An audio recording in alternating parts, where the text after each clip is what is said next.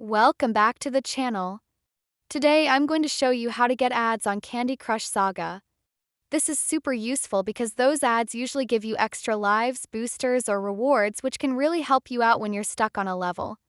Let's get into it step by step. First, open up the Candy Crush Saga app on your device.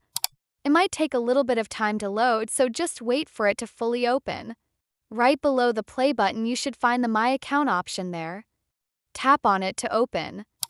Here's the key part: simply log out of your account. Once you log out, just go back to the main screen and tap play again.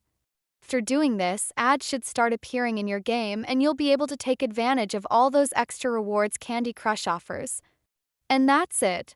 If you found this video helpful, make sure to hit the like button, subscribe to the channel, and turn on notifications so you don't miss out on more useful gaming tips and tricks.